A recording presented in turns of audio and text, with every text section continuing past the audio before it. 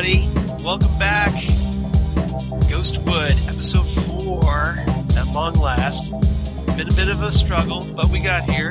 We're good. Hope you missed us. Just about 1 month until new Twin Peaks on Showtime. Oh, I'm so excited. Is that blowing your mind, just that we're only just like a month away until something we've been wanting for like the past 27 years? I'm very excited. And I love that Showtime is prepping us by running episodes and Fire Walk with Me. Right. Getting us yeah, it's good. It's actually a good refresher. Oh, by the way, I'm Charles. This is Zan. And yeah, welcome back to Ghostwood, everybody. So, big stuff today, obviously, with the new series coming out. Thought we'd dive right in and go back to the original pilot from the original ABC television series from 1990. We just celebrated, actually not too long ago, because this aired on April 8th, 1990. So we just hit the 27th anniversary. I was in the 8th grade. Where were you, Charles? Let's see, 1990. I was 21, so that would mean I was just in my senior year of college. Okay. So I was just finishing up at the University of Central Florida. It's a lot hotter down there. Yeah, just a little bit.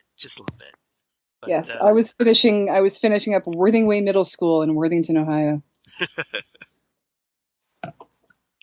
So you're saying, okay, I'm just showing my age then. How much older I am. No, I'm just saying where were we? We were young people. We had time to obsess over a TV show. Exactly. So, yeah, and this is obviously with college. That's where I like met some friends. We had little Twin Peaks parties. I think we talked about that before. Right. And so April 8th, 1990, big day. So when that hit, my life essentially was changed forever. And I know that's kind of like big hyperbole, but on my part. But this was one of those fundamental creative influences on me.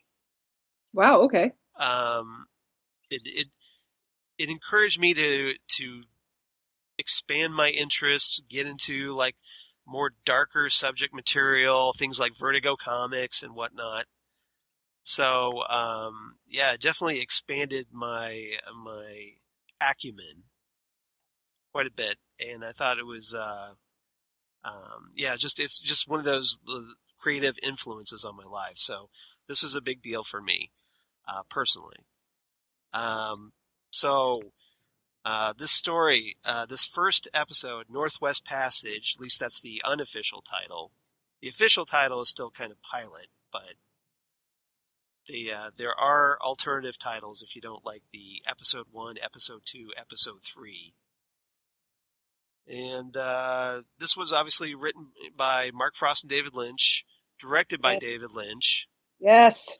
And pretty much a big deal. So let's get into this. First thing I want to talk about,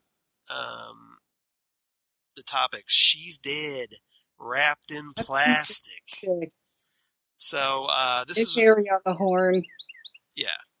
Yeah. This is another one of those shows that does not mess around. It just starts right in.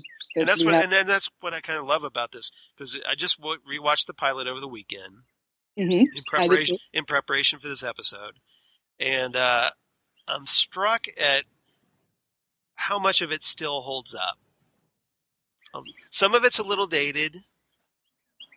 It's a little dated, technologically speaking. Right. I'm going to transfer you to the black phone. Not the brown phone. Against the wall. Right, not the brown phone. So there's some of that, and some of the whole, Pete has to go back to the house to call. Right. So that does it a little bit. But I think I've said before that one of the things that struck me when I was watching this show when I was in high school was kids didn't dress I hear birdies. All right. Yeah, there's a bird's nest right outside the window. Oh. We can quiet them down a little bit. So, Yeah, I don't know if that's going to help. Hopefully that'll help. That's okay. It's, they're peaceful. It's like we're outdoors, so Where I come from, the birds sing a pretty song. Nice. And there's always music in the air. Very well played. That's awesome. That's great. Yeah. You gotta take your opportunities where you get them. Yep. So sorry to totally throw you off the track there. It was just I was just hearing this birdie. I'm just like, is that like a phone or something? That's Walter the Minor Bird. He hasn't eaten in a couple of days. Laura, don't go there. Don't go there. Yeah. Hurting me. Again, we get ahead of ourselves. Exactly. So yeah. That's a little farther down the road. So yes, exactly. We won't go into that. Still first season, but a little further down ahead. But yeah, kids didn't dress like that, so it almost feels even more retro than David Lynch usually feels. Right. Because they're this sort of dig that though. Clothes for kids. Yeah, I think it's fine. I think because I see this as a small town, so yes, the look feeling outdated almost actually works in its favor, I think. Right, and the adults are either wearing suits or fishermen or Andy does have a mullet, but right, it was the 90s, so. But yeah, I think a little bit technologically speaking, it can date it a little bit. But at the same time, I don't think it's not one of those where you're thrown out of the story going, oh yeah, that's how we used to do things. Right. But one thing that I do think is very different these days is the idea that two sets of parents would have no idea where their kids are and be like, oh, well, they're fine. Well, you and I know this from growing up. Right. In our, in the Gen X era. Right. That back in the day, you could ride your bike all day, your parents not know where you are, and it not really be that big of a deal. No, it wasn't. If you were home for dinner, you're fine. Exactly. As long as you showed up when you were supposed to show up. Because your parents, that was another thing, your parents knew the neighborhood. Right. So they would call your friend's mom or your other friend's mom or your one friend's dad and see, are they there? Oh, yeah, they went to the park. Or somebody always knew the last known location of you. And that's kind of what Sarah does. Right. Right. I know we're kind of jumping ahead of ourselves, but yeah, that's kind of what Sarah does. We might as well get into that, where our next topic, Laura, honey, are you downstairs? Right. Well, we can back up a little bit with discovering Laura. This gets right into it with letting you know that everybody knows this girl. Right. That there are these three guys, the sheriff and two old men that we don't know yet, know exactly who this girl is. This entire town knows Laura. And then one of the things I love that Frost and Lynch's script does, it does a great job of weaving through the various characters and introducing them to the audience. Yes. And which is, with such a big cast, it's very important, especially when you're setting up this mystery. Right. And I think that's one of the things I love about the pilot so much is that it sets the table so well. It gets all the pieces on the board and introduces them, to use a chess metaphor. Oh, yes. Yes. Which is, and that's the thing. It's like, a little bit about Pete. You know who the sheriff is. Right. You know who the sheriff's receptionist is. You know who the town doctor is, all in like 3 minutes. Yeah. And you get enough of their characters, like, okay, this, like Lucy is, she's a bit gossipy and flighty and quirky. And so, or you get, Pete's kind of an oddball, but he seems okay at first, so. Yeah. And then you have, there's Andy, he's very much a small town cop. Right. He's good with maybe traffic tickets and cats in the tree, but when somebody gets murdered, he doesn't handle it very well. Well, that initial scene when Andy's taking the photos and starts crying. It's just going to happen every time. Yeah. And I just yeah, you learn a lot about Andy. He's very sweet and he's very sensitive. Even though he's a cop, he's a very sensitive guy. Which, of course, puts him in great conflict later on with Albert Rosenfeld. Yes, it does. Because those two diametric personalities clashing. Right. And right. Andy eventually standing up for himself against Albert. Against Albert, and eventually against what's his name? Ian Buchanan's character. Oh yeah, Dick. Oh yes, Dick Tremaine. Yes. Richard Tremaine. That's right. And I just love the way Lucy calls him Dick. Yes. She knows exactly how to punctuate that. Yeah, she does. That word. That's great. All right. She does. So yeah, we find the body. They take photos, turn the body over. Turn her over. And everybody's, oh God, it's Laura. Good Lord, Laura. Yep. Yes. Yeah. And everybody knows her. Like the doctor says, "Good Lord, Laura," and the sheriff says, "Laura Palmer," and everybody recognizes her. This is not a vagrant. This is not a drifter. This is not a stranger. This is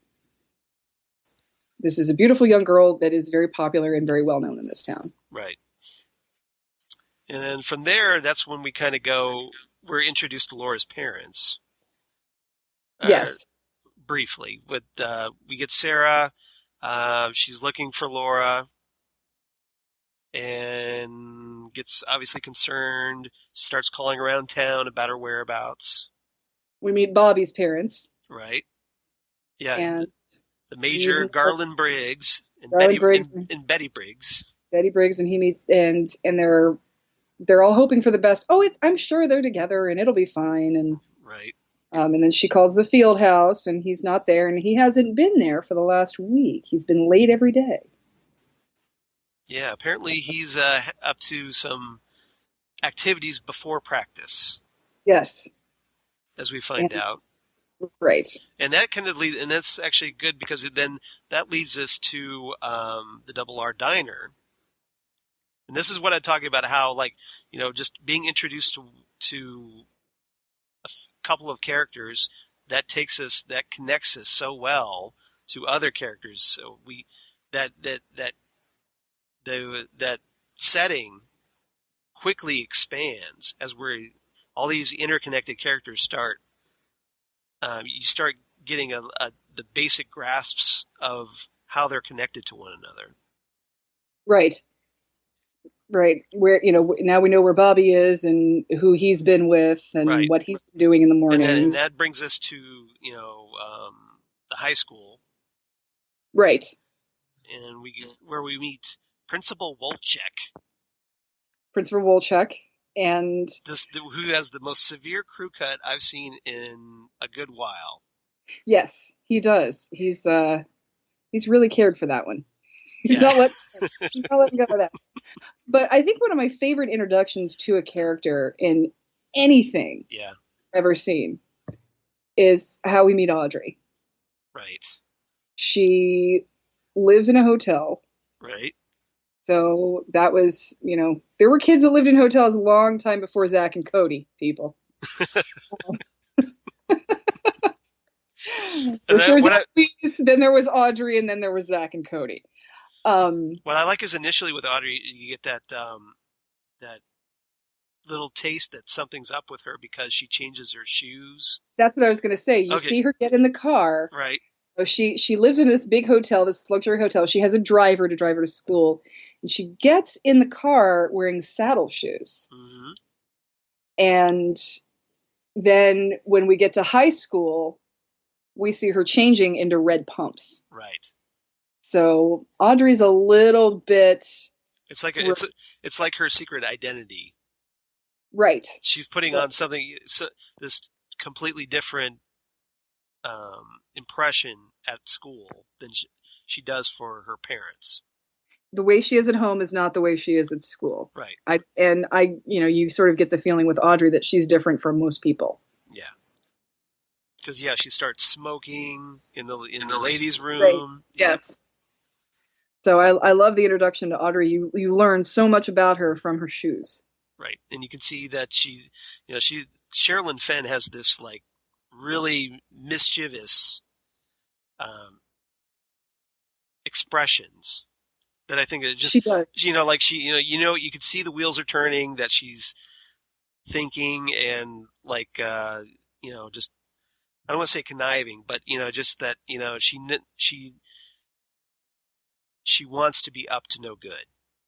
She wants to be up to no good, but honestly, she's too lonely to find anybody to get into shenanigans with. Right. And we learn that later. And what I also think is interesting is that when you see her get into the car, she's just carrying books. Those shoes are in her locker. Those are just hidden from everybody until she gets to school.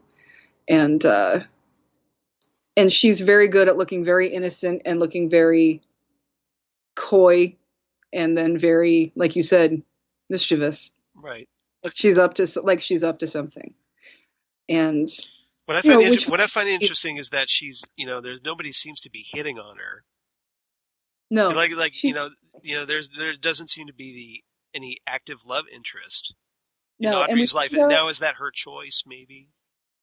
We find out later, as the episode progresses, that she is another one of those people who acts childish and misbehaves for attention. Right. That's all she can do. It's the only way she'll get attention. And we get an example of that when the Norwegians. Even before the Norwegians, with the pencil in the coffee cup. Yes. That's a great scene where she sits down at the concierge's desk and with a pencil and a cup of coffee. Well, first she teases it, mm-hmm. and she's either like, "What would you do if I did this?" Oh, you wouldn't, and then she just looks at her and goes, "Pop!" Pulls the pencil out. As soon as she says you wouldn't do that, well, her contrary nature almost forces her to do that, mm-hmm. which I thought was great. And then she walks into the Norwegians and blows her father's deal. Is something wrong, little pretty girl? I'm sad. And everybody does that double take. Uh-huh. The Norwegians are leaving. Yep. The Norwegians are leaving. And then Audrey's just standing behind laughing curtains, to herself. Laughing, so excited for what she did. That was great.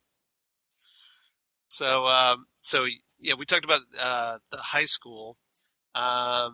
We got Bobby shows up. Oh, Bobby.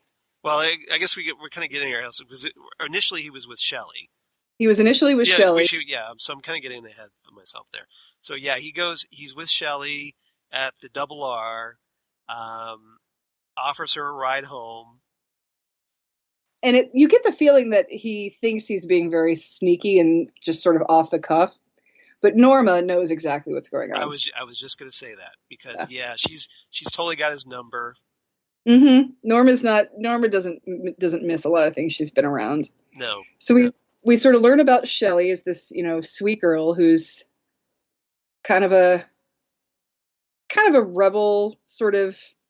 She likes the bad boys, obviously. She likes the bad boys, and we sort of also learn that she's married to not so nice of a guy. Yeah, because with Leo, that's where we learn that Shelley is in this horribly abusive relationship. Right, and the thing is, you can't expect any man to be happy about his wife having an affair, but Leo's the type of a guy that wouldn't even want his wife to get a ride home from somebody, regardless of who it was. So, well, he makes a big deal about the cigarettes she smokes. He's like, from now on, you smoke these. Exactly, and he's physical with her. Controlling, basically, I don't trust you 1 inch. Right. And, so I don't, so this is this is what you smoke. And if I see any other, cigarettes in the ashtray that isn't this, mm-hmm. then I'll know something's up. You and I are going to have a problem. Right. And then he goes, of course, to the sock drawer and puts in a bar of soap and starts swinging. Yes, when he finds out that she has lost his favorite blue shirt, which we find out, is bloodstained. Dun dun dun. Dun. What's Leo up to? Yeah. So, but so Bobby drops Shelly off, sees Leo's truck there, Mm-hmm. Backs up, freaks out because he slams on the brakes, and at this point, I'm watching this going, you think he probably heard the brakes screeching on the pavement? Yeah. Don't you think you would try to be a little more quiet? Goes on. Yeah. But Bobby's obviously not known for his intelligence. No, he's not. So. And then we see Bobby walking through the halls of the high school like he owns the place. He's very cocksure. Yeah. And stomping in, trying to get as much attention as he can. Yep. Kisses Laura's picture in the trophy case. Yeah. And then he gets called into the principal's office. And then he's still cocky with the police too. Right. There, he doesn't know what happened, and then when he finds out what happened with Laura, he's sort of like thinks that something he knows he didn't do it. Right. But he knows something's up too, and he's because he sort of turns back and he says to the cops, he's like, I loved her, and she loved me. Like he's trying to convince everybody of that, including himself. I was just gonna say, he's trying to convince himself. I think because now we know from like Laura's diary and Fire Walk with Me about how insecure he was about their relationship. Right. And how badly she treated him. Right. And what she made him do. But obviously at this point, being the pilot, we don't know that yet. No, we don't know that yet. Right. So then we still see some other kids, and we see Donna and James. Right. And we don't really know much about Donna and James. They're just walking through the hallway, and have you seen Laura this morning? No, not yet. Sounds like a good day for a picnic. Right. Like, okay, whose boyfriend is he? We're not sure yet. So now everybody's in class, and they're like in homeroom. They're in homeroom, and then you see somebody run across the quad screaming. And I love that because it's this traditionally school setting, and you're like, okay, they're in school, and then all of a sudden there's that jarring scene of that girl shrieking across the courtyard. Right. And it completely unsettles you. You're like, what the hell was that? Yeah, and then Donna figures out there's something wrong, and then we sort of figure out that Donna's good friends with Laura. Right. And so then the teacher comes in and says there'll be an announcement, and then Donna starts to cry. Profusely. Right, and a bunch of other girls come around Donna and hold her hand, while James, who we find out is also in love with Laura, has to just sit there by himself pretending like it doesn't mean anything to him. Well, he keeps looking over at Donna. Right. She's the only, she is his only connection to Laura. Right. So she kind of knows. He knows that Donna knows. Right. So he's looking for some kind of emotional support across that room. But yeah, all he can do is just sit there and snap his pencil in half. Break his pencil. Yep. That's all he can do. So, yeah, we meet a lot of the main players, and we pencil don't. Had it coming though. That's true. Stupid math homework. Stupid pencil. Yeah, exactly. Yeah, we meet a lot of people, and we learn a lot about them without really, having a lot of spoken exposition, which I think is very, very well done. And then when Principal Walchek comes on the PA. And, starts, talking about, I'm dismissing classes, but, let's, say a moment, for our beloved Laura. And then he breaks down. And this is like, he totally breaks down. Everybody who knows her loves her. Right. This is not like Heathers, where the two guys kill themselves and then school's out and everybody's all like, woo, day off. No, this is yeah. So it does and Lynch does a great job here of conveying how that one death affects the whole town. Right, and then we have Josie, yes, widow of the sawmill owner, shut down the sawmill for a day. Right. So this pretty much shuts down the entire town. Yeah, and then of course that's how we're introduced.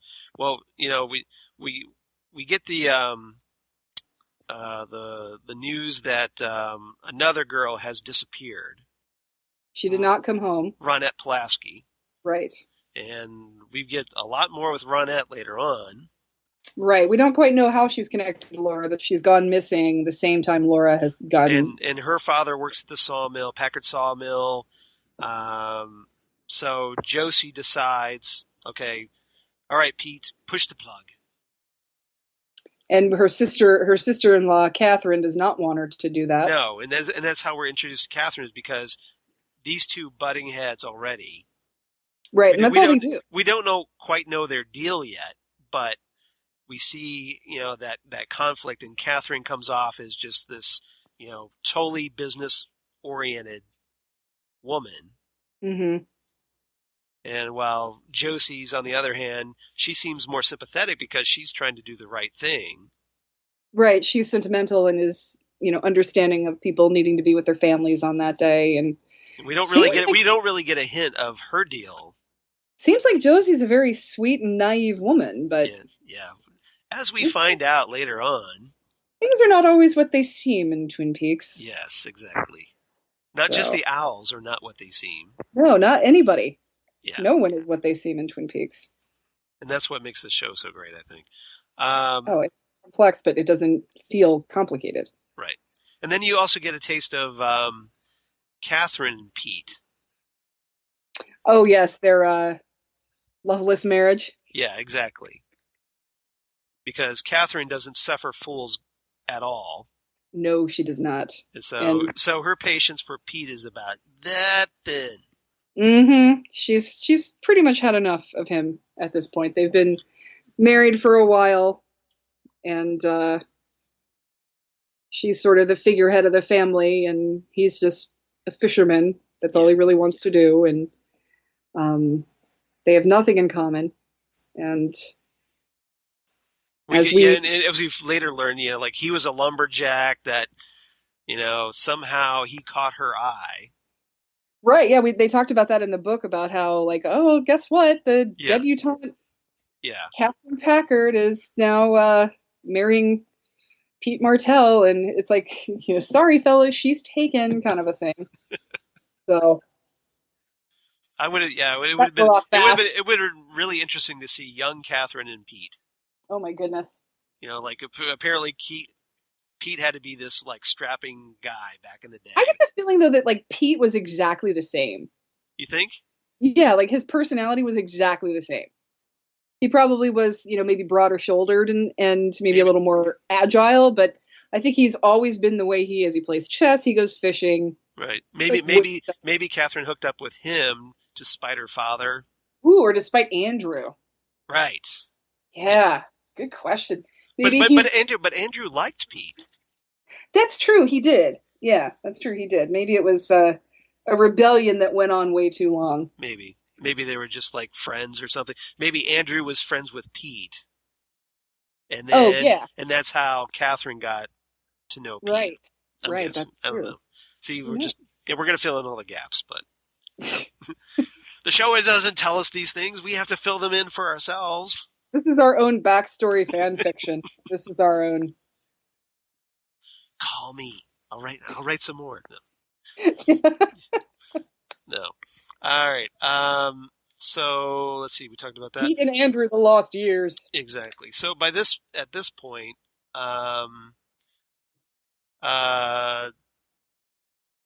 Laura's diary gets found. We have. The first thing that happens is the sheriff has the unenviable task of breaking it to Leland Palmer. Right.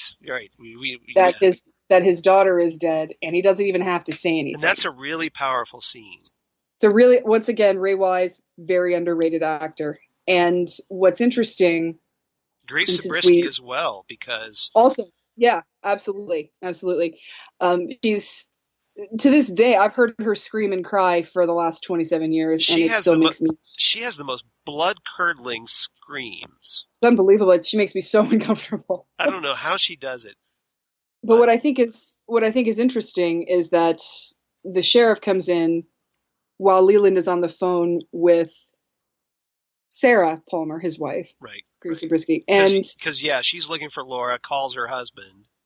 And at that point, that's when Harry pulls in the driveway at the hotel. And Leland comes in, and the sheriff talks to him for a little tiny bit, and he starts crying. And of course, you can hear Sarah on the phone, Leland, tell me what's wrong. Oh my God, oh my God. And then Benjamin Horne comes out and says, Leland, what's wrong? Well, he's more like, hey, we've got these Norwegians in here. Yeah, it's time to sign the contract. We're ready with the contracts. Let's go. And then he sees that he's crying. He's like, what is it? And he just says, my daughter's dead. And since we talked last time about Fire Walk with Me, right, we know there's a reason why Leland knows that before anybody tells him. But I think it's interesting that he is able to come to that conclusion so quickly without anybody having to say a word. Well, this is where it kind of it leaves itself open to interpretation, I think, because you wonder, is it Leland finding out for the first time that his daughter's dead? Or is it Bob just pretending that he's finding out for the first time, even though Bob knows? Right. We don't really know. It's all nebulous. Exactly. So it's a very, very interesting question. But I kind of I would think that Bob would kind of get off on Leland's pain at finding out that his daughter's dead. Sure. Absolutely, he would. So he probably okay, I'm just going to turn this off and let him suffer. Right. Just let him feel it. Just let him feel it. And even then, it's like Leland's sort of there watching when he's inside Bob, so he kind of sees what happens and kind of knows what happens. So he's just letting it fly. So her parents know, everybody knows, and then Ronette comes across. Yeah, and Sarah just completely loses it. She totally checks out. She checks out. She has to be sedated. So we see Ronette come across the bridge, and Not we just know the Ramones song, by the way. 24 hours to go. I want to be sedated. Yeah. So Ronette comes across the bridge, and we know that the bridge is the state line. Yes. And because the bridge is the state line, this is no longer just a Twin Peaks jurisdiction case. No. And this is where the show really takes off at this point. So a dashing young FBI agent has to come into town. Would it be this dashing young FBI agent? It would be that guy right there. Yes. Yep, as I'm showing my spiffy new Dale Cooper Funko figure. Fantastic. Yes. Picked that up over the weekend. I've got my first three. I found these. We were at the mall. I was buying Lori, my wife, her 20th anniversary gift. I was going to say, how long have you been married to her? 20 years. Awesome. 20, yes. So I was buying her a nice bracelets at Pandora. Nice. And we were there at the mall, so I ducked in the Hot Topic to see if they had some, because sometimes they get some of these pretty early. Yeah, they do. So I picked up Cooper, and then I've got the Log Lady. Yay! Hi, Catherine Coulson. Yes, we miss you. We miss you so much. And then I also have Audrey. Audrey! With her cigarette and... have on. Yep. She's got the saddle shoes. Saddle shoes. Awesome. Yep. So she's got the saddle shoes with a cigarette. Nice. And she even has her Sherilyn Fenn's mole. Oh, fantastic. Sherilyn Fenn is one of the most beautiful, talented women who's ever walked the planet. She's very talented, very sweet, and will always be gorgeous. Yeah, I totally agree. I had the big crush on her back in the day. Oh, who doesn't still? She's amazing. Yeah. I absolutely adore her. So yeah, I've got my first three. Got 4 more to go for the Funko figures. Oh gosh. I have to get Bob. I have to get Laura wrapped in plastic. Yeah. And then they're having the Giant and Leland. Okay. So Leland with the white hair, which is even better. Oh. And he's got gonna have the eyes. Yeah. So I don't think I could have even the Funko version of Bob in my house. I don't. Scary. I've got to complete the set. See, that's the thing. That's why I don't even think I should start. I should just come over to your house and play with yours. You're always welcome. Charles, can I come over and play Yes. Twin Peaks? Yep. So, okay. So then, Agent Cooper. Sorry for that digression. But no, that's okay. Absolutely. Yes. Go out and get those Funko. I just wanted to tell you about this before I forgot. I was just like, oh, I've got these. I want to geek out and show Zan what I got. Awesome. No, I think the more we talk about them, the more people talk about them, they might actually make more. They might make a Man from Another Place. Exactly. That's what I'm hoping. Yeah, because I thought that was weird. It's like we're getting the Giant before the Man from Another Place, but yeah, that's weird. That's not what I would have done. But okay. So, I think the Man from Another Place is more recognizable in his red suit. Maybe they just wanted to give save some characters of note for the Wave 2. I'm guessing. Oh, okay, that works. I would, because obviously you'd want to get like Leo or Shelley, Norma, yeah, Big Ed, or Nadine Nadine with like drape runners in her hand. Mm-hmm. I want Gordon. I want the Gordon Cole figure. Oh, with the hearing aids. With the hearing aids, that'd be great. So great. I would love to see a Man from Another Place that has a little button on it that when you press it, it plays the theme, and he plays Audrey's theme and he dances around. Right. That would be so fun. But so Agent Cooper comes to town because we are now cross state lines, so the FBI is involved. So yeah, we get Diane, 11:30 a.m. February 24th, entering the town of Twin Peaks. Had lunch at a place called the Lamplighter Inn. Damn good food. Yes. That whole monologue by Kyle MacLachlan. I mean, it's one of those iconic character intros. Got to find out what kind of trees these are. They're really something. But yeah, I still contend to this day that slightly overcast, 54 degrees, perfect weather. Yep. My perfect weather. So he comes into town. Going to be meeting up with a Sheriff Harry S. Truman. That shouldn't be too hard to remember. So yes, for those of you who are thinking, Sheriff Truman, what? Yeah, that's his name, Harry S. Truman. For those of you who've actually stayed awake in American history class. Right. Yes, the sheriff of Twin Peaks is another Give Him Hell Harry. Right. So, and the Twin Peaks Sheriff's Department is a lot more cooperative with the FBI than. Yeah, well, and that's one of the things that when Cooper shows up, I think because he's had, as we've seen in Twin Peaks Fire Walk with Me, the FBI and the locals don't always get along. And Cooper tries to warn Harry about that a little bit. He's like, look, the Bureau's here, the Bureau's in charge. Bureau's in charge. Well, like I said, we're glad you're here. Right. And Harry, I think, just surprises Cooper because he's like, we're just happy you're here, dude. Yeah. Thanks for bailing us out on this one. Yeah. Help us figure this out, please. Yeah. So they go in to examine Laura's body. Right. And Cooper seems to be looking for something specific. Right. And this is where we get a very Lynch style scene because the power is not working very well in the morgue. Yeah, apparently there's a bad transformer that is affecting the fluorescent lights, so they're flickering. So it's almost like a not a fast strobe effect, but it's just a little bit of a strobe effect. It's very manic, and it's again, it's in the morgue. I mean, it couldn't be creepier. Yeah, so it's pure Lynch in this scene. Mm-hmm. And so this is where he breaks out the tweezers in that really skeevy scene where he digs into her fingernails, which I can't watch. And then you see, I'm fortunate enough to know that it's coming, and I can just sort of avert my eyes. But does it just make you wince every time you see it? It does. It does. When I see him, get out the little thing and look at her, I'm like, all right, tell me when it's over. Just tell me when it's over because I can't watch it. And then Cooper's all excited. He grabs his dictaphone. He's like, Diane, here it is. I thought we'd see this again. Go to Albert and his team. Don't go to Sam. Yeah, don't go to Sam. Albert seems to have him run the ball with this. And at this point, we have no idea of who he's talking about.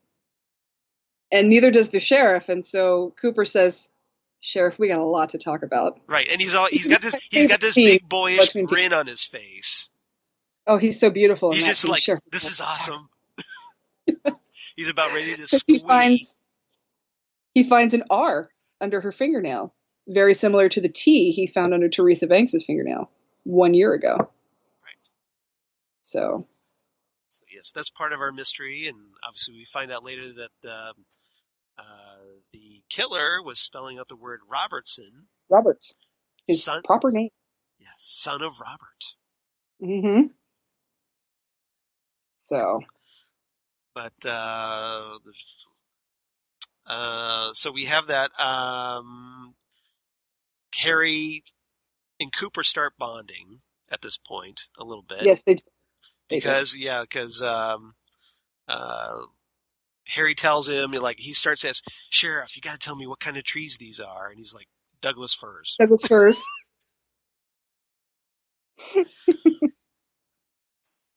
But so they they go to visit. I think at this point they visit Ronette in the hospital, who does not have a letter. No, she doesn't. Yes, Ronette is essentially checked out. She's catatonic at this point. She's in a catatonic coma. And the doctor overseeing her initially doesn't want Cooper and Truman talking to her, but then at that point, Ronette starts kind of speaking, which encourages Cooper to start asking. Right? At this point, I would think so. So they get the little vague hints, just like Laura, don't go there. Don't go where? And they don't get very much from her. And then at that point, Cooper starts looking for the letter under the fingernail, doesn't find it, like you said. Mm-hmm. And we're not 100% sure this is connected, but then when she starts talking about Laura, we're like, oh, something's going on here. Yeah, and, two of them. And obviously, we find out later on that they've got this really sordid connection. Flesh World, the cabin in the woods, Jacques Renault. Well, first thing we do, bite the bullet, we question, baby, bite the bullet. It is so gross. It's so gross. First thing we do is we question Bobby. Right. And we find out that Cooper is he's very tough, but he's very intuitive. And this is another little technology thing. They have one of those little memo keepers that, pretty much just looks like an old calculator. Right. And he's in the middle of talking to... and this was before PDAs even. Before the Newton. Yeah. Yeah. So he's in the middle of talking to Bobby, and he just starts typing something, and he just shoves it over to Harry, and it just says he did not do it. So Cooper knows that they're just here for information from him. Yeah, nowadays you probably just type a text message. Right, exactly. So then they're going through Laura's things, and they find a diary and an envelope with a key in it that opens a safety deposit box, and the envelope has cocaine in it. So there's a lot going on with this girl that we don't know about. That this, and even Harry is like, Laura Palmer cocaine. I mean, he's shocked by this revelation. And of course, we have the classic line, "Diane, I'm holding in my hand a small box of chocolate bunnies." I love that line. I love that line. It's so absurd, and I just love that to death. It's so absurd, and he's just going through the evidence. He's not making any judgment calls, just going through what he's got there. Right. That's all he's got. It's just it's a great scene. All right, so I think also we forgot to mention that while they were at the hospital visiting Ronette, they meet Dr. Jacoby. Yes, Dr. Yeah. Or as Cooper says, that guy's a psychiatrist. Why is he in the morgue? I don't know. Yeah. He doesn't make a lot of sense. Well, it's Jacoby. He could be up to all kinds of creepy. Yes, just hangs out there. He just hangs out there. Yeah. And we find out. I just want to hang out and see who cries or something. Yeah, oh yeah, who died? Any new bodies today? I wouldn't. No, seriously. But we find out that he was seeing Laura without her parents knowing. Right. So I wonder what that's all about. Yes. As we find out, but Jacoby, as we find out, has a very he's another one of the various men in Laura's life that is attracted to her and just entranced by her. Right. And they don't have a sexual relationship. They just have a bit of a I don't want to say it's inappropriate, but it's unorthodox doctor-patient relationship. Well, Laura's obviously going to Jacoby to try to talk out some of her problems. Right. But Jacoby, I think, is just, he's just totally fixated on her. And she just completely fascinates him. Right, she does. And it's not, like I said, it's not... And not in a healthy way either. No, not in a healthy way. He's not inappropriate with her, but I think they are a little bit unorthodox with each other. Right. Just sending the tape, because she will send him tapes when she can't have a session with him. And, he's obviously... And keeping things from her parents. Keeping things from her parents. Following people, but I get ahead of myself. Yes. So... Yeah, this is one of those things where, like, well, I wish we had time to go through the whole series, but... I know, right? Exactly. We could do it, but I'm sure nobody has enough memory on their iPods for us to do that here on this podcast. Yeah. Oh, you mean this particular one, this particular episode? Yeah. Exactly. We would be here all night, I think. Oh, talking. Yeah, totally. So, yeah. Totally. All right. I think Lori might be wondering what's going on when, like if we're here at like 1 o'clock in the morning still talking Twin Peaks. We just got it's like, to come Denise. on, are you coming to bed? What's going on? So yeah. No, we just met Denise and Jean Renault. I'll be another 5 hours. We're just now hitting the Wyndham Earl stuff. We'll get there. Leo just got I'll be up, okay. Call work and tell them I won't be in tomorrow. We'll be like the Portlandia people when they discovered Battlestar Galactica. Right. Well, I just got fired. Let's watch another episode. Yeah, I watch iZombie on the CW. Oh yeah. And there's a great moment where last night, it was on last night's episode, where this character Clive, he discovers Game of Thrones for the first time. So, like, this is after binge watching several episodes. They show his face, and his eyes are all glued, and like, he's just kind of sitting there, anxious about what's going on the screen next, and it's pretty funny. That's awesome. It was pretty. All right, so, totally digression on that one, but sorry about that. We've got at this point we have Big Ed. Talking, I guess he meets Donna, or Donna shows up at Big Ed's gas farm. Because James is his nephew. Right, as we find out. And Big Ed gives Donna this handwritten note that to meet her, or meet me at the Roadhouse after 9:30. Yep. And we find, we get more explanation of Donna being Laura's best friend at this point. Because we meet Mike. Yes, because, Mike shows up. Yeah.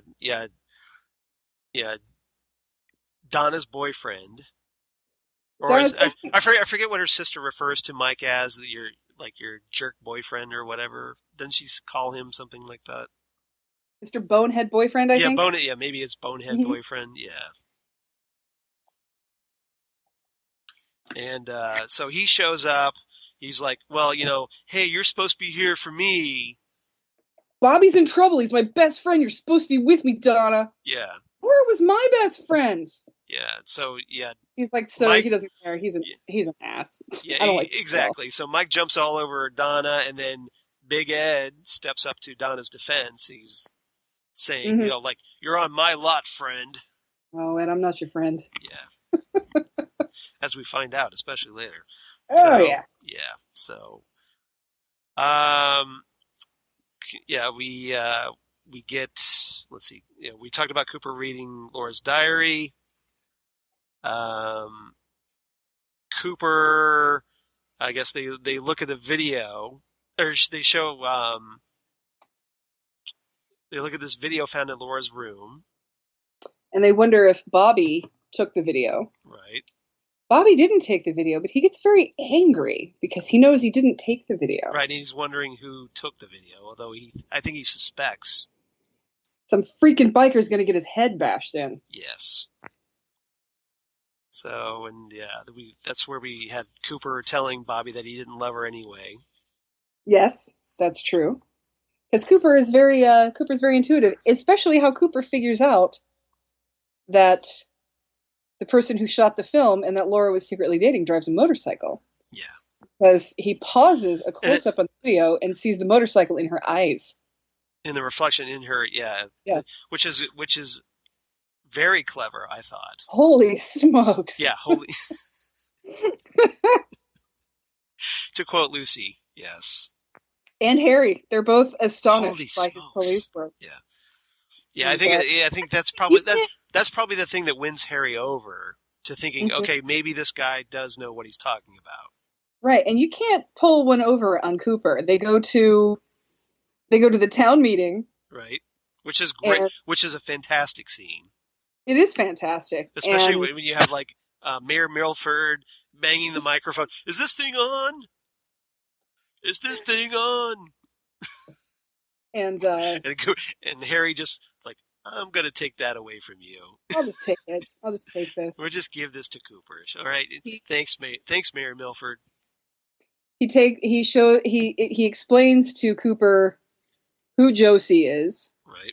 So then they go talk to her because Laura was tutoring her in English. Right. They're together like 5 minutes. She barely talks to Harry. And Cooper, as soon as they're alone, Cooper says, "How long have you been in love with Josie?" Which is great. And Harry is just like mouth open. What? What? No idea. What? How did you? Huh? Yeah, that scene is great for introducing Cooper to the town because we had Ben Horne coming in, like who's the glad-handing dandy? Oh, the glad-handing dandy. Yep. Benjamin Horne. He pretty much owns Twin Peaks. And then he gets introduced to Catherine, and yep. So, let's see. Let's see. I'm trying to think. Where were we? So, I guess they end up finding the train car. They go to the train car. Oh, the train car. Yeah. So this is where they find half of the necklace with a gold heart. Right. And Andy just breaks down, and my heart just breaks for Andy in that scene. Just where he's like, "Lucy, tell Harry I didn't cry, but it's so horrible." And it is. It's really, it's ABC in 1990. We really can't. If this were Game of Thrones, it would be a lot harder on these actresses. But these girls did not go through a pleasant night. Laura Palmer's death was not easy, was not fast. It was not without pain and humiliation. This was a terrible, terrible thing that happened here. This was pretty dark for 1990, like network television. ABC, who is now owned by like Disney. Yeah, exactly. Yeah, I cannot see that happening today. Right. There's no way that would happen today. This is why HBO has series now, is because of shows like Twin Peaks. There's, this was not a pleasant thing. It was a horrible, horrible thing that happened to them. And this is why I was so glad that with the revival that it ended up on something like Showtime. Right. The only place that I would want to see it would be like on HBO or Showtime. A network that, doesn't have those restrictions. Right, and that's the thing, and it's going to be, and it's not like Game of Thrones where it's like, okay, yay, boobies, but it's going to be scary. Right. I think it's going to be scary. I hope so. I think obviously without the network restrictions, we're probably going to see something a little more raw, probably something more like Fire Walk with Me. Yeah, it's David Lynch, so we're gonna see boobies, but I don't think that's the main thing with it. I think it's just going to be dark and scary. Yeah, but not anything you'd want your kids to accidentally come across during dinner or something. Yeah, it's definitely going to be a thing. I think if you can handle watching Fire Walk with Me, you could probably handle watching The Revival. Oh, I'm screwed. I can barely handle watching Fire Walk with Me.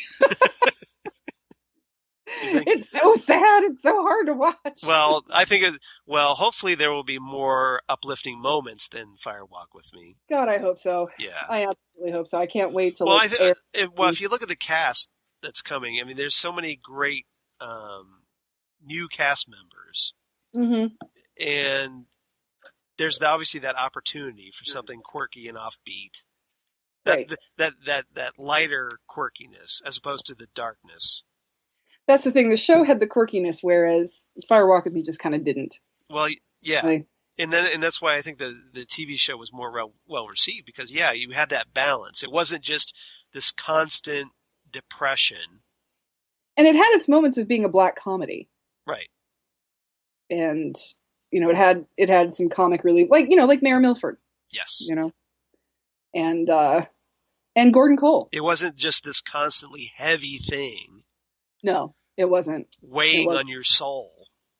Weighing on your soul for the last 26 years. Yeah. Oh, God. Yeah. Well, that's a whole separate issue. We won't get into that. We already talked about that movie. Yeah, let's move on to the... we'll get back to the actual pilot. So, yeah. Let's see. They get a hold of the deposit box, Cooper and Truman. They find $10,000 in that little copy of Flesh World. Flesh World. Which I would have put on rubber gloves before touching that thing. Oh, it was dog-eared and nasty. Yeah, it was gross. And in Flesh World, we see not just Laura, not just Ronette Pulaski, but Leo's truck. Right. But they don't recognize Leo's truck yet. No, not yet, but... we recognize it because it shows you the picture of Leo's truck. Yeah, because that's where they cut. A shot of Leo's truck. Yeah. Yeah, so... smash cut to Leo's truck. Right, and this is where Leo is going through his truck looking for his shirt that he knows has blood on it, and we already know that Shelley was going to do the laundry and found it and hid it. Right. So Shelley knows something's up, and it seems like... well, she was already, I think, suspicious because earlier in the episode, she said that Leo called her from Butte, Montana, was it? And he ain't got a phone in his truck. Right, and he ain't got a phone in his truck. Mm-hmm. But then he's home. So, which is why Shelley and Bobby were so freaked to see Leo's truck there. Yeah, it's and Butte's pretty far away from Washington. Right. So obviously, granted, that part of Idaho is just that big, but still. So you can say that now that you've actually been out there. Yeah, that's true. So you're much more of an expert on that than I am. I haven't been out there, so. By the way, the double R. The farthest northwest I've been is Idaho. Oh, okay. But that was that was the Boise area. That's it. I've been to California. I've been to Idaho, but I haven't been that far Pacific Northwest. Gotcha. That's as far as I've been. I've not gone to Vancouver or anything like that. So, and the double R does not have a jukebox. It's very sad. Yeah. So, but that's the thing, is that we start getting very suspicious of Leo. I mean, yeah, Leo is all kinds of shady. Leo's looking good for this murder. Yeah. He's looking real good for it. And thankfully, he got rid of that several strands of hair that dangling down in front of his face. And decided, okay, I'm just gonna slick the whole thing back and ponytail that thing. Yeah, pull it back in a ponytail, and a bad boy ponytail. Because he had this permed hair strands coming down over his face. It's pretty fun. Yep. He was very another one, very Eric Del Rey, very good at being scary, and just ooged me right the hell out. But yeah, you watch this show and you're thinking, Leo freaking did this, man. He killed this girl. He almost killed this other one too. I mean, he looks good for these. Yeah, I don't think Eric Del Rey was that great of an actor, but he but he did do, the abuse well. I think he was and the rage. Menacing, and you could also tell, like, that Leo is not very bright. Yes. And I think he did a good job with that. Like you said about the scene with the cigarettes where he's like, Shelley, come over here and sit down with me on the couch and help me figure something out. Like, because you could sort of see him, like, looking at these two cigarettes for, like, 5 minutes. Like, he's trying to puzzle this out. Yeah, he's trying to figure it out. So, yeah, Leo's not terribly bright, and he's not terribly nice. And I think he does a very good job with that.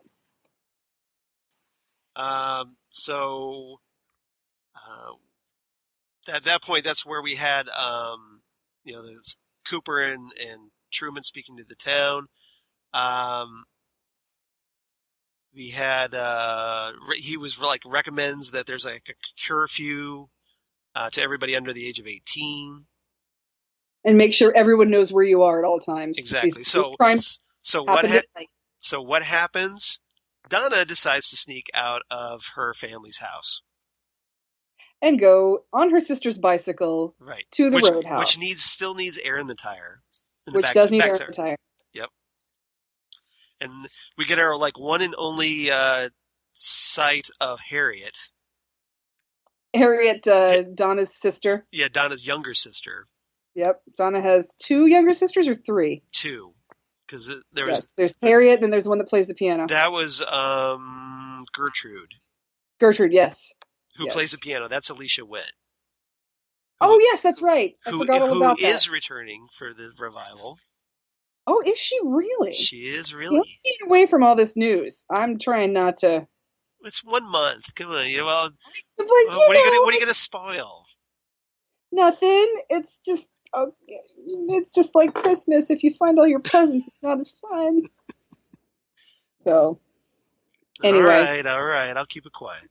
Oh no, you don't. You can say whatever you want. I'm just not seeking it. I'm not seeking it out for myself. Yeah. So if I hear it because you say it, that's fine. But I'm not seeking it out for myself. So. All right. Yes. But so Donna sneaks out. Of course, she heads to the roadhouse. She meets up with James. Yes. Mike and Bobby go there too. Yeah. So they're all sitting there. We had Ed sitting there with Norma.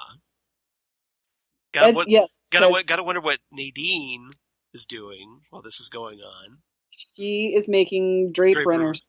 Right, but yeah, Ed, I don't think they're really keeping it under wraps, these two. No, they're not really keeping it under wraps because, Nadine is kind of, stays at home with her drape runners and everybody's just probably like, oh, everybody knows Nadine's crazy. Right, and Hank's in prison, so who cares? Yeah. So then, so it's like the whole town's probably like, of course those two are going to hook up.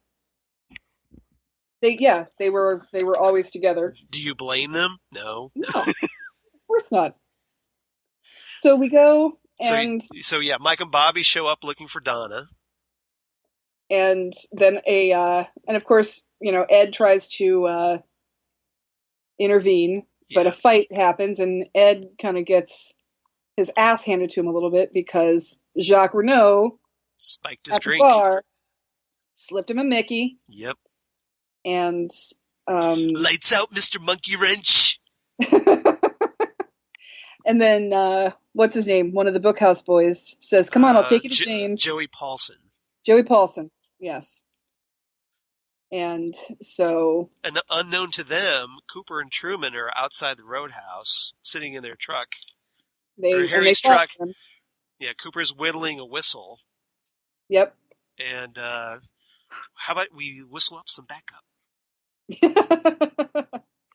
So he takes her to James, and Donna found out about the necklace. Right. And James has the other half. Yes. So assuming that the police are going to think that the person with the other half of the necklace is the killer, they decide to bury the necklace. They have to hide it. So they decide to bury it in the woods. They put it under a rock, and supposedly they could find it. I don't know how they would know where it was, because they're burying it in the dark, in the woods. They're burying it in the dark, in the woods. Yeah, it's with lights on. Yeah. And we're going to cover it up with a rock to make it even harder to find. Yeah.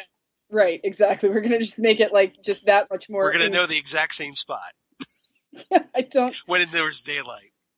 Maybe they've been there before. Maybe it's a special area. I don't know, but I don't think I could ever possibly find that again. So yeah, it would be that's just me. Yeah. So the cops, of course, find them, and they make James go home. And Donna's all insistent that he didn't do anything. And yeah, so they take James in. They lock him up at the station with Mike and Bobby, who were arrested for. Yeah. I hate those guys. Yeah, that's another really unsettling scene because they start barking at James from him. It's like, good God. It's like, what the hell? Ugh. Maybe it's like a thing football players do. Maybe it's a football thing. I don't know. But just. Yeah. That's not. Yeah, they're horrible people. Mike more than Bobby. Mike, we see Bobby's like vulnerable side a little bit. Well, I think Mike is just a jerk, but Bobby seems like he's totally nuts. Bobby is the way something made Bobby the way he is. Yeah. Mike is just an ass. Yeah, Mike is an ass, but I think Bobby's just damaged. Bobby's damaged. Just, and that's probably because of Laura being with Laura. She made me sell drugs. Yeah, exactly. Just his whole thing. And so, yeah, we can't stand that. So then Donna has to get picked up by her father. Right. At the police station. So I hear you needed to put some air in the back tire. We have one last piece of business, young lady. Where's your bicycle? It's a very sweet scene. It's very sweet, and you really learn a lot about how nice of a guy Dr. Hayward is. Right. That, it's like, yeah, you went out and you promised you'd put air in her tires and you didn't do it. We gotta go fix that. But yeah, you would expect him to like go off on Donna. Like, how dare you just, like you could have been killed. Instead of freaking out though, he's just like, we're just so lucky to have you because you're such a wonderful daughter. And he knows that it's very warm and fuzzy. Right. That's the thing is he knows that her best friend was just killed. She's not going to be perfect. Right. She's not going to act perfect. She's going to need to do, she's going to go a little crazy. And he understands. It just shows why Doc Hayward was such a great TV dad. Oh, he's the best TV dad ever. Him and like Malcolm in the Middle's dad. Right. Bryan Cranston. Bryan Cranston. Yeah. Hal, what was their last name? I don't even remember. I can't remember either. Yeah. But yeah, him and Malcolm in the Middle's dad. Those are my favorite dads on TV ever. But so everybody, it's now nighttime and everybody's home safe and sound. And now it's dark. Mike and Bobby are in jail and Donna's home safe and everybody's okay. And then we see Sarah.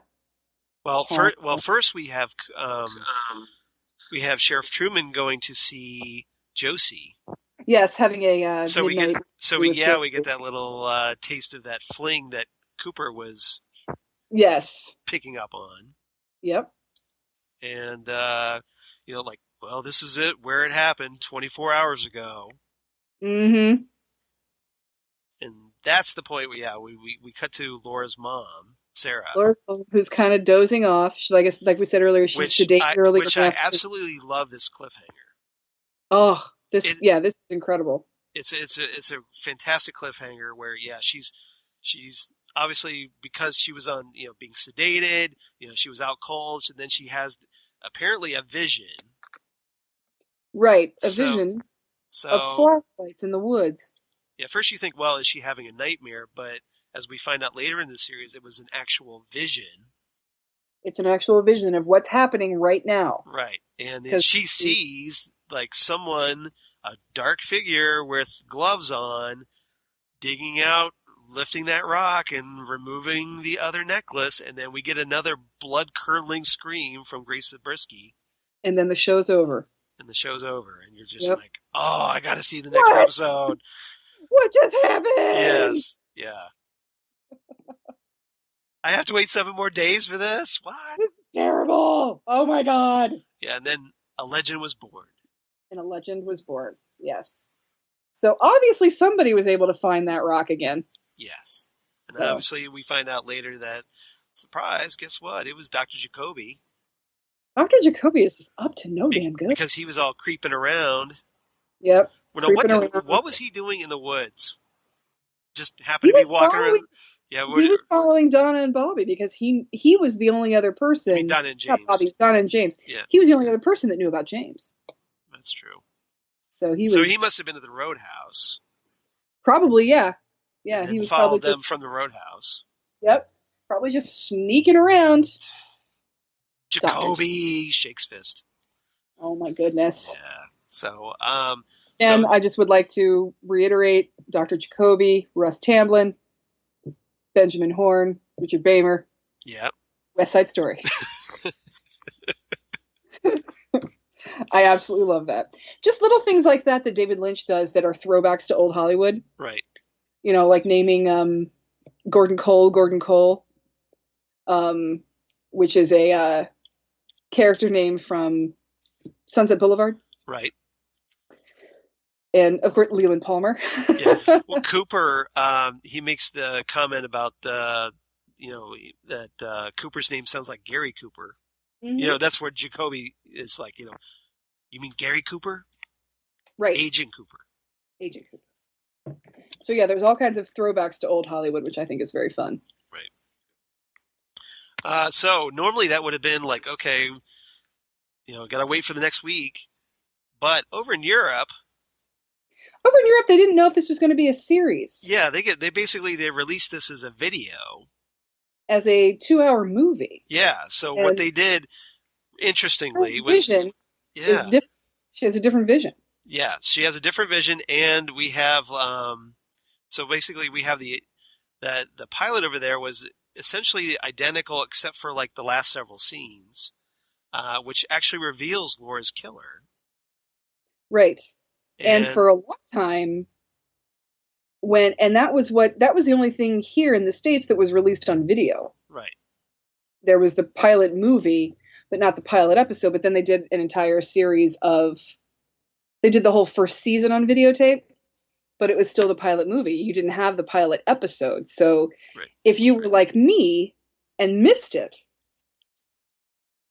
and only saw it on videotape, you see this vision that Sarah has, where she's dozing off, and what it is she's remembering going through the house and looking for Laura, and she remembers being in Laura's bedroom looking for her, and it pans across the bedroom again, but this time Bob is at the foot of the bed.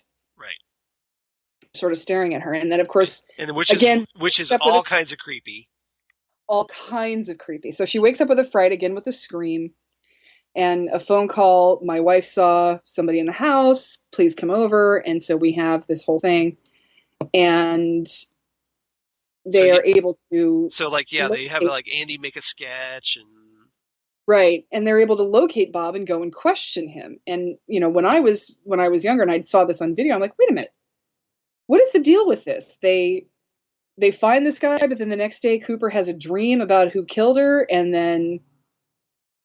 she's not,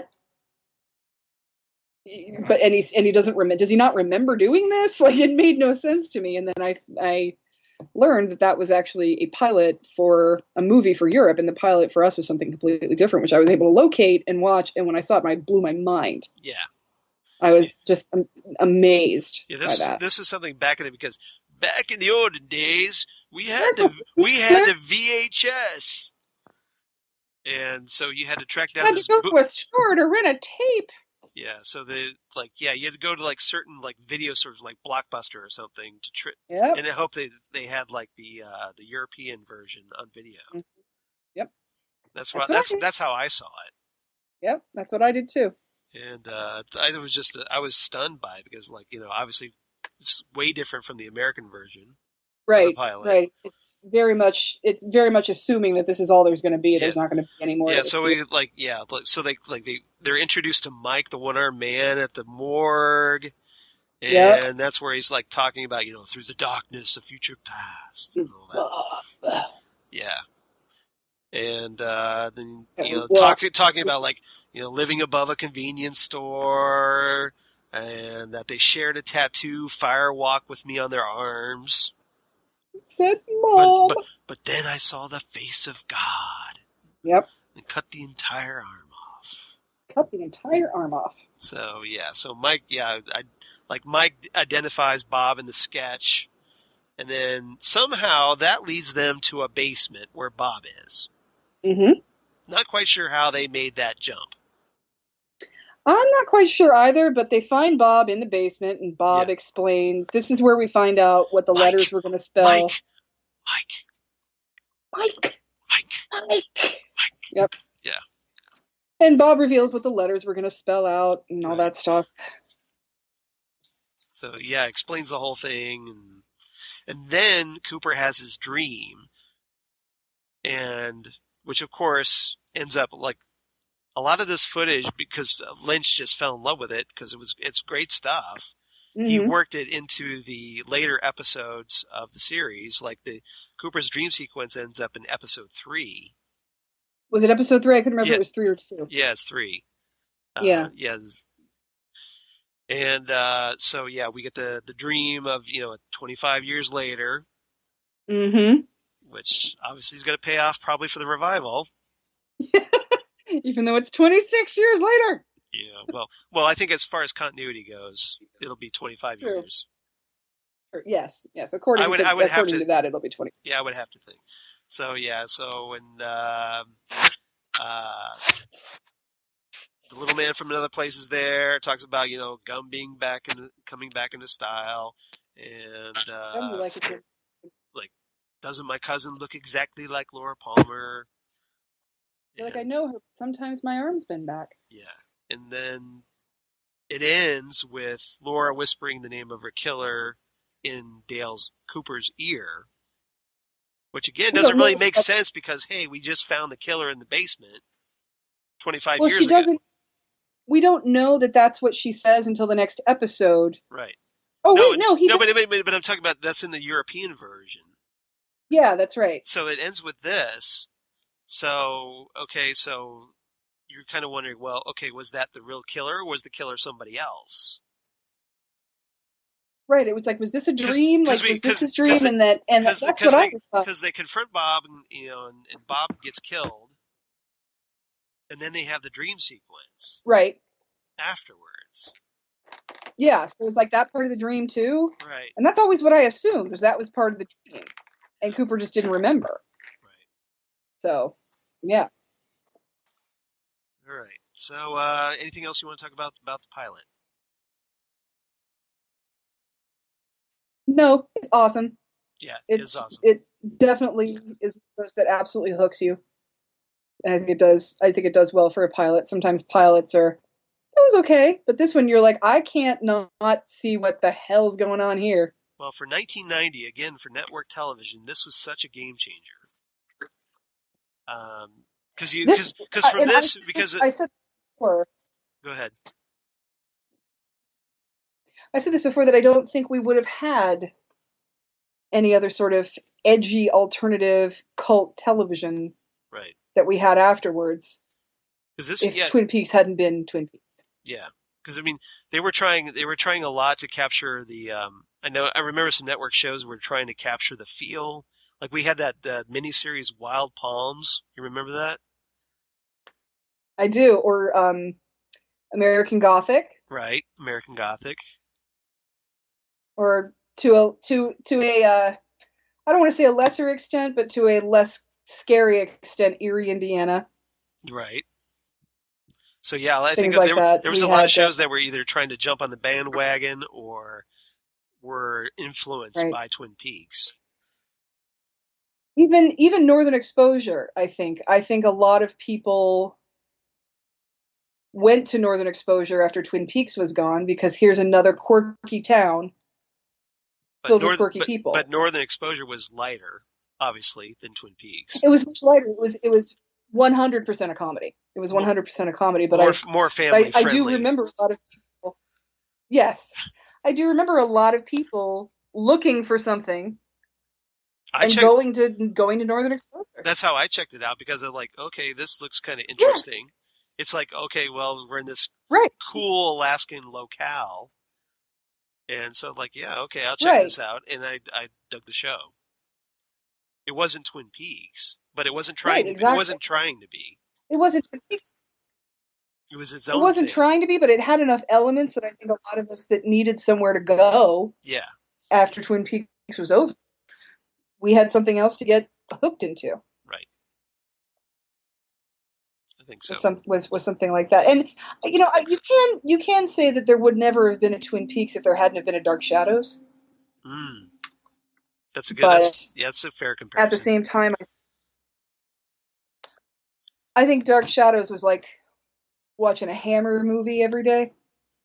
Yeah, it was your daily. Twin Peaks was something completely different. I think it was like Christopher Lee's Dracula, the TV show. Exactly. Jonathan Frid every day. Yeah. So I think you had a Star Trek helped pave the way for people getting completely obsessed with television, and Dark Shadows paved the way for people being interested in a quote unquote soap opera of a different vein. I think it was more like the first, like one of the major first cult shows. Like Twilight Zone, right? And because it definitely Dark Shadows had that cult following.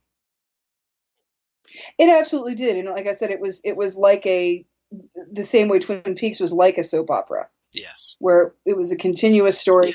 That was the thing about even Twilight Zone, and even Star Trek. Twilight Zone didn't even have recurring characters. It definitely didn't have recurring storylines, and even Star Trek were standalone episodes. It was a different story every time. Right. Whereas Twin Peaks was a continuous storyline, and I think Twin Peaks really solidified the concept of obsessive cult television. That there are going to be people that will watch your show obsessively, and we'll be talking about it 27 years later. Yep. Totally agree. I don't think that there's, there is Star Trek, but Twin Peaks was edgier than Star Trek. I mean, Star Trek was as edgy as it could be at the time. A little bit. But Twin Peaks took it just a tad with. Well, to be fair, there was also that 23 years difference. What's going on? Yeah. Yeah. I think it was exactly. Like a generational shift. I think so. You had everybody who had sort of grown up on television being something you do all the time rather than being something you do in the evening. Yes. When there's the television being an event as opposed to television being a way of life. Right. So then you had Twin Peaks. Yeah, but Twin Peaks was almost like, like it was must watching. It was that water cooler show where you talked about it the next day. You're like, whoa, what was that? What was going on with that? Or what do you think about the killer? And it was don't make any plans. Yeah. Don't make any plans on a Thursday because Twin Peaks is on. Exactly. So what's your rating? It was before. So what's your rating for the pilot? Yeah, for the pilot. 10 scale. What would you give that? Pilot gets 10 fish and percolator. Nice. I give it 10 out of 10 broken heart necklaces because this pilot is a home run from beginning to end. I've watched this thing. I would give the European movie. Yeah. Yeah, I give the European movie an 8. But I give the pilot a 10. I probably give the European movie about an 8.5. But okay. Yeah, it's not a 10 because there's that ending is just obviously tacked on. And it's an ending. You want more. Exactly. You don't want it to just be done. Right. There. Yeah. Yeah. It just seems like everything's all wrapped up far too neatly. for my liking. Mm-hmm. Yeah. And a little too fast. It feels like everything gets wrapped up in the last, 10 minutes. Exactly. All right. So next time on Ghostwood, the Twin Peaks podcast, we're going to talk, now that we talked about the pilot, let's talk about the series finale for the original series. So we go from Laura Palmer's the finding her dead. Now we're going to be all the way to the series finale where we watch in horror as Dale Cooper enters the Black Lodge. I still don't like talking about it. In Beyond Life and Death. Well, I hope you like talking about it enough to talk about it in an episode. But oh, I could talk about it. I'm just not gonna. I'm probably gonna start crying again. Yeah, so terrible because it's such a tragic ending. That is. It is one of the. Do you think one of the absolute saddest endings? Yeah. Hopefully, do you think maybe with the revival that maybe some of that might be mitigated as we hopefully learn more? I so hope so.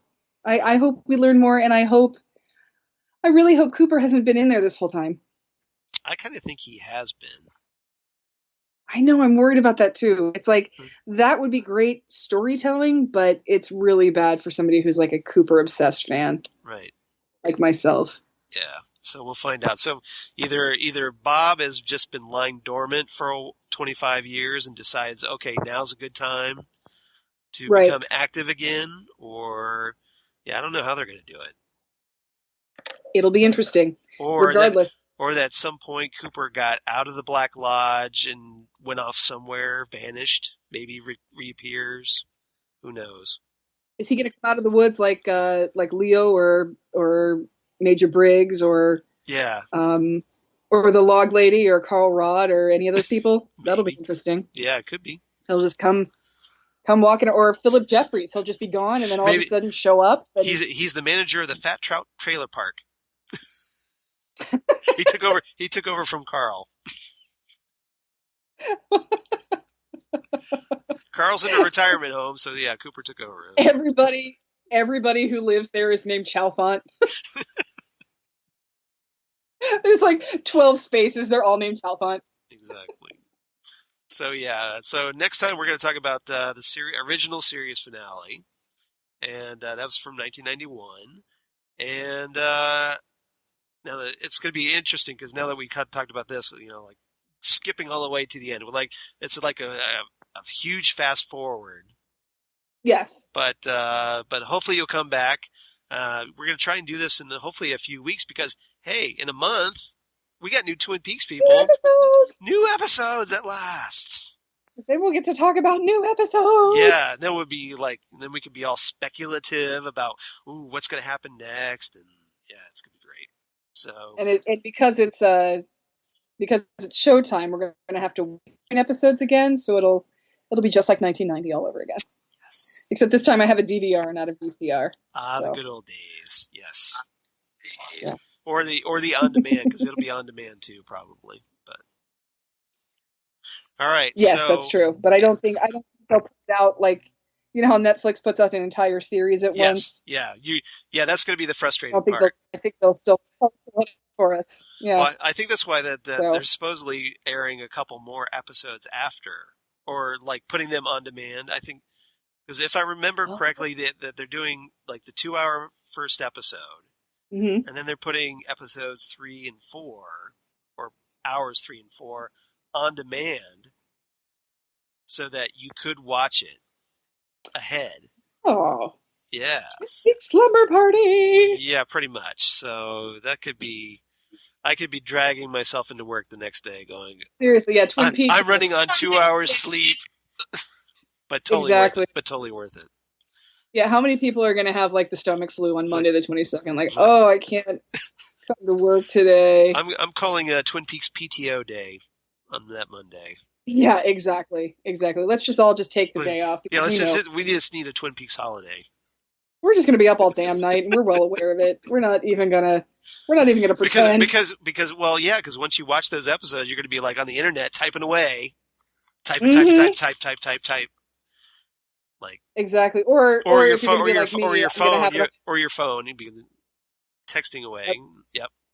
I'm gonna be on. I'm gonna just rewind the DVR and just watch it again. Watch it multiple times. I will probably do the same. That's the scary part. So yeah, we're not even gonna pretend, are we? But see, this is why you come in here to Ghostwood because you've got two totally obsessed Twin Peaks geeks. You're here to, we're here to help you obsess. Exactly. That's what we're here for. We understand your pain. We understand. We know what it's feel like. Your pain. We know what it's like to live in the world of Twin Peaks where no one is innocent. Yep.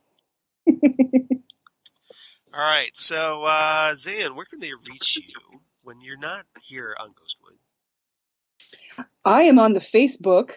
You're on the just Facebook. My name, Zan Sprouse. I am on the Twitter, Udinax19. Yep. I'm on the Instagram, Udinax19. And I'm on the Snapchat, but I don't really do much with it, so I would just stick to the Twitter and the Facebook. I haven't hit the Snapchat yet. Well, I just don't need to look like a dog or have flowers on my head, Yeah. Yeah, I'm not 13 years old. I have no desire for that. 13, I can text. I have nieces who do that. Texting, so yeah, I'll let them do that. Yeah. Cool. I'm old grandpa guy. I don't do that. In my day, we had Twitter and we liked it. Yeah, exactly.